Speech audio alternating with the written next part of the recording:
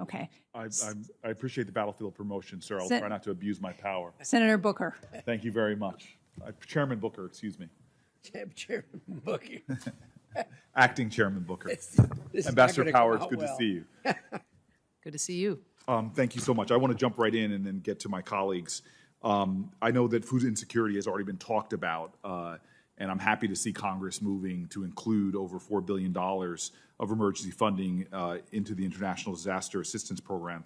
A report just came out, though, that that in Afghanistan, about 10 million children right now, it's a staggering number, that they're alone, they're unable to meet their daily food needs, which is really incredible. And then you add into that the crises in Ethiopia, Yemen, South Sudan. And I guess if we're able to get this funding approved, which I hope we do as soon as next week, will USAID be able to do everything really possible to quickly move this life-saving assistance out the door to programs like the World Food Program and others? If you can give me a kind of a sign of hope. Well, first, thanks for the question. I mean, again, it's important to bear in mind what we talked about a little bit earlier, but just is that we were facing an unprecedented food crisis before Putin went and did this.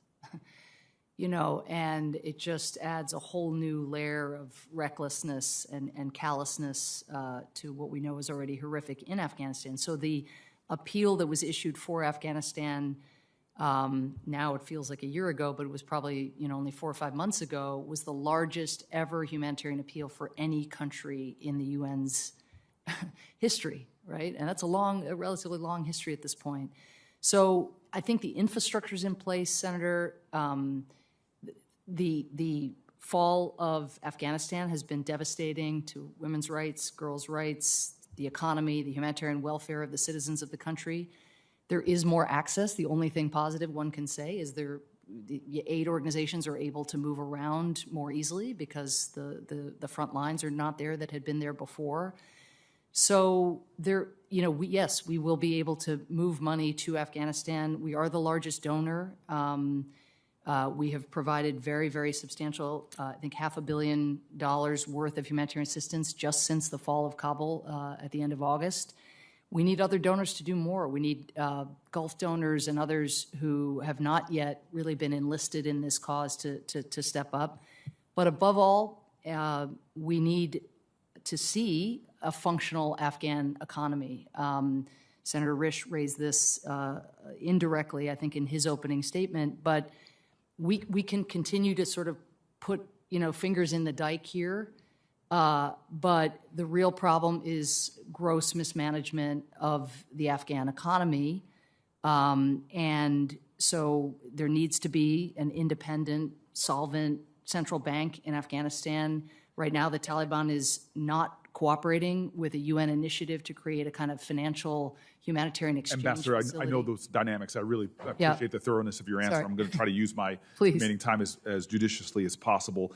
To the extent that any of us, because we obviously talk to a lot of our peers and nations, partner nations, if there's specific folks that are not stepping up or could be stepping up. Great, I will follow up. Yeah, I really Absolutely. would appreciate that. Thank Instead of asking this in terms of a question, but I know that the Global Food Security Act is going to be reauthorized next year. And I guess I just would like to make sure, and I know this is a focus of yours, so I really don't have too much encouraging to do, but that we see some language in there that really adds support for women, smallholder farmers, programs focusing on women and girls when it comes to that program. And I'd love to be able to work with you on trying to make sure that the language reflects some of those priorities. I want to just jump in and give you a chance to help talk about some of the good work that you all are doing in terms of modernizing the work you're doing. And I just know we need to make sure that money is getting out the door to organizations that are best positioned to do the work. And I think it's DevEx is the name of the group, reported on Monday that USAID funding to low and middle income based organizations actually decreased last year. And overly complex contracting is a barrier that's often cited that really keeps local innovative organizations from working with USAID.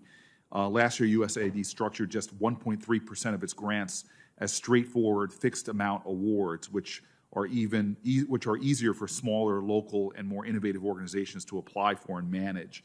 And they're among the best ways, I think, to incentivize real results and have a higher level of accountability. I know this is a focus of yours, but I just hope that that's a plan to increase resources being distributed in that way.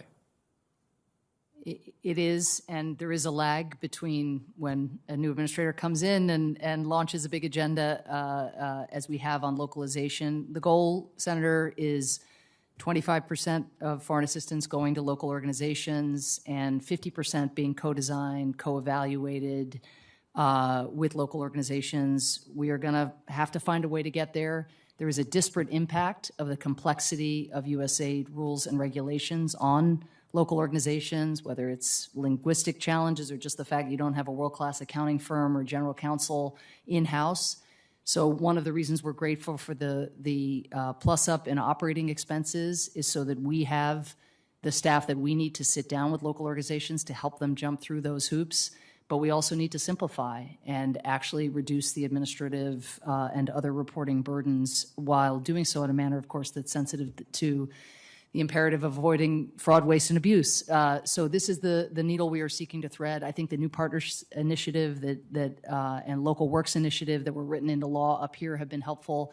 And I've launched a $300 million initiative called Central American Local, which is a dedicated pool that would only go to local organizations. So I think we're getting there, but it's going to be time, unfortunately, before you start to see the return on this agency's commitment in this regard. Great, and I'll just bookmark this, not as a question, just in my closing to say, I really hope to talk to you a little bit more about that, but also examine how we can get double bottom lines for a lot of our investments with a lot of sort of innovative strategies, say, for example, with climate change, more investments in scale climate-resistant crop varieties in places like India.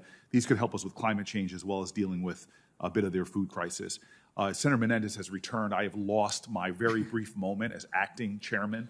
I felt the power drain away. I'm going to yield to him, but I know Senator Van Hollen's here to go up next.